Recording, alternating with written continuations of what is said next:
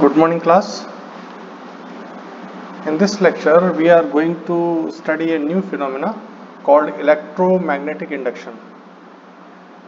Actually, electromagnetic induction से पहले हमें जो स्टडी करना है, स्टडी किया था हमने, वो था the magnetic effect of electric current. Means electricity से हम मैग्नेटिक प्रॉपर्टीज डेवलप कर सकते हैं. नाउ द क्वेश्चन अराइजेस, क्या हम मैग्नेटिक प्रॉपर्टी से इलेक्ट्रिक करंट प्रोड्यूस कर सकते हैं? और यही रिप्लाई है इलेक्ट्रोमैग्नेटिक इंडक्शन में, जहां हम इलेक्ट्रिक करंट जनरेट करेंगे using the properties of magnetism. So actually electromagnetic induction, this is the phenomena of production of electricity from magnetism. ये हमने अभी तक जो स्टडी किया है उसका जस्ट रिवर्स प्रोसेस है, रिवर्स फिनोमिना है. अभी तक हमने स्टडी किया था that electric current is responsible for development of magnetic properties. Here we will study that magnetism may produce electric current. So we will produce electricity by using magnetic phenomena. Okay, so this is known as electromagnetic induction. So Faraday performed an experiment and this is the experiment. आप सबसे पहले इस experiment को अच्छे से learn करें और उसके बाद फिर हम इस फिनोमेना को आगे डिटेल में स्टडी करेंगे. This is a coil, you can see this is a coil and it is connected with a galvanometer only. Okay, now there is no source of EMF. यहाँ पर कोई भी बैटरी या ये सेल नहीं है. अगर बैटरी और सेल नहीं है, ऑब्वियसली जो गैल्वेनोमीटर है इसकी जो रीडिंग्स होंगी वो जीरो रिफ्लेक्ट करेगी. Reason, when there is no source of EMF it means there is no current in the coil and when there is no current galvanometer का जो मीटर है वो आपको जीरो रीडिंग शो करेगा. लेकिन हमें यहाँ पर एक मैग्नेट को यूज करना है, बार मैग्नेट को, और हम बार मैग्नेट को तीन सिचुएशंस में यूज करेंगे. या तो हम उसको मूव करेंगे या फिर हम उसको रेस्ट में रखेंगे. फर्स्ट केस में हम देखते हैं that we are pushing a magnet into the coil. This is the direction of motion of a magnet. If we push a magnet into the coil we find that galvanometer shows deflection. इसका मतलब यह है कि इस magnet के movement के कारण इस गैल्वेनोमीटर में कुछ करंट डेवलप हुई है.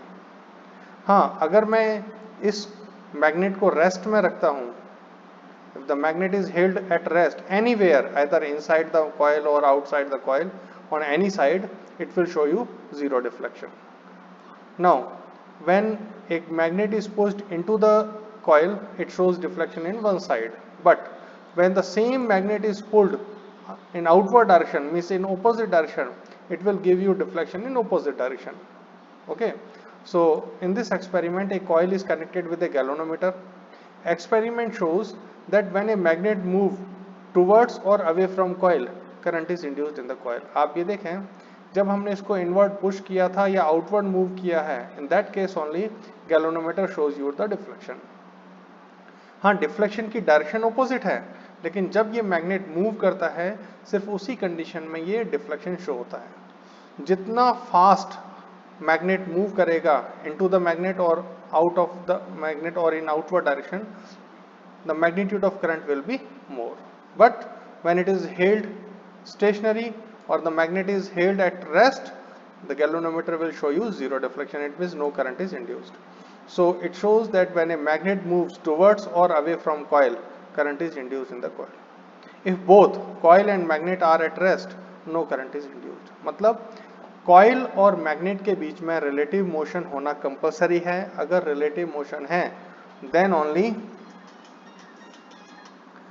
only you will be able to produce or induce electric current.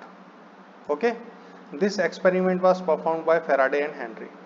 And what was the results of this experiment? हम इस experiment से क्या result ले सकते हैं? Whenever there is a relative motion between a coil and a magnet, current is induced in the coil. आप चाहें तो coil को rest में करके magnet को move कर सकते हैं और आप चाहें तो magnet को rest में करके coil को move कर सकते हैं. It means there should be a relative motion between coil and magnet. Second, no current is induced if both coil and magnet are at rest. अगर कॉइल और मैग्नेट दोनों रेस्ट में हैं तो कोई भी करंट इंड्यूस नहीं होगी. Okay, direction of current is reversed if direction of motion is changed.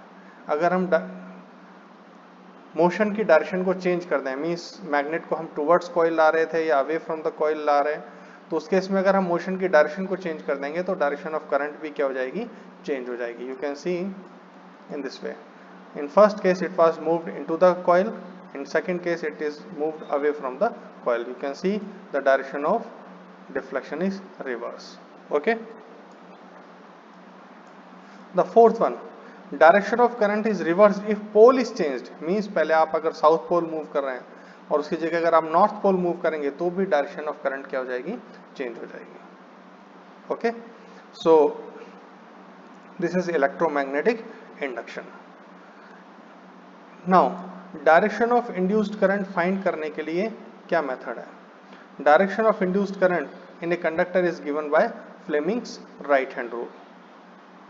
Right hand rule के अकॉर्डिंग आपको क्या करना है, आप अपने राइट हैंड के थंब, फर्स्ट फिंगर और सेंट्रल फिंगर, इनको म्यूचुअली परपेंडिकुलर स्ट्रेच करें, इनको म्यूचुअली परपेंडिकुलर स्ट्रेच करें।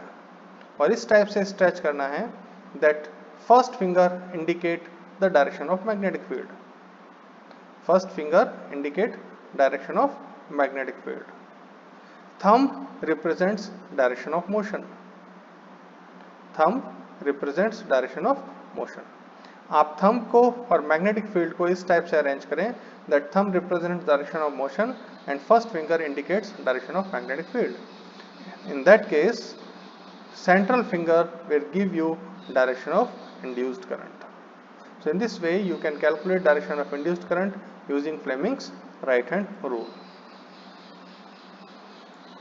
Okay, next, when current is induced there are two types of current. One is known as alternating current and other is known as direct current. What is alternating? A current whose direction as well as magnitude with respect to time changes, keeps on changing. That current is known as alternating current. Means current की direction भी change होगी और उसका magnitude भी change होगा. Okay, so you can see in this turn it is positive, in this turn it is negative. You can see its value is changing as well as its direction is also changing. So such type of current is known as alternating current. So a current whose direction as well as magnitude keeps on changing with respect to time, that current is called alternating current. Okay, so this is the representation of AC. AC is represented as this symbol. So this is the waveform of alternating current. Half cycle में ये positive है, half cycle में negative है, polarity change हो रही है as well as magnitude भी change हो रहा है। The current we get at our home is alternating current. हमारे घरों में जो करंट आती है वो अल्टरनेटिंग करंट है और ये पोलरिटी चेंज हो रही है तो वन ऑसिलेशन कंप्लीट होता है यहाँ पर। सो एक सेकेंड में 50 ऑसिलेशंस कंप्लीट होते हैं ऐसे, और इसीलिए इंडिया में इस अल्टरनेटिंग करंट की जो फ्रीक्वेंसी है वो 50 हर्ट्ज है। Obviously its direction changes 100 times in 1 second, positive to negative, negative to positive, so there are changes 100 times. AC can be transmitted over long distance without much loss of energy. हम AC को क्यों use करते हैं? AC की values को आप transformer की help से इंक्रीज भी कर सकते हैं, डिक्रीज भी कर सकते हैं, तो AC को आप लॉन्ग डिस्टेंस तक ट्रांसमिट कर सकते हैं without much loss of energy. उसके लिए हमारे पास सिस्टम्स हैं, ट्रांसफार्मर हैं, जहां हम वोल्टेज को इंक्रीज कर देते हैं और करंट को डिक्रीज कर देते हैं, और जो हाई वोल्टेज है और उसको ट्रांसमिट करते हैं लॉन्ग डिस्टेंस तक, और without much loss of energy AC transfer हो जाती है one place to another place. Destination पर आप चाहें तो उसको अगेन उसी डिजायर्ड वैल्यू 220 वोल्ट में आप कन्वर्ट कर सकते हैं। Next current is direct current. Direct current is a current which always flow in one direction, means इसकी डायरेक्शन चेंज नहीं होती। सेल या बैटरी से हमें जो करंट मिलती है दैट इज डायरेक्ट करंट, क्योंकि वहां उनकी डायरेक्शन फिक्स है प्लस टर्मिनल से माइनस टर्मिनल की तरफ, तो वो पोलरिटी फिक्स है, वो पोलरिटी चेंज नहीं होती, current always flow in one direction, तो सच current is known as direct current. So current obtained from cell or battery is direct current. So the graph for direct current is, this is time, this is current, and this is a constant current. So current obtained from cell, it is a direct current. Direct current में variation नहीं होता, oscillations नहीं होते, इसलिए इसकी frequency 0 होती है. जितने भी इलेक्ट्रॉनिक इक्विपमेंट्स हैं they all work on direct current. So this is the phenomena. जितने भी इलेक्ट्रिक जनरेटर्स हैं they all work on principle of electromagnetic induction. That's all for today. आपकी जो भी क्वेरीज हैं you may send me on my number. That's all for today. Have a good day.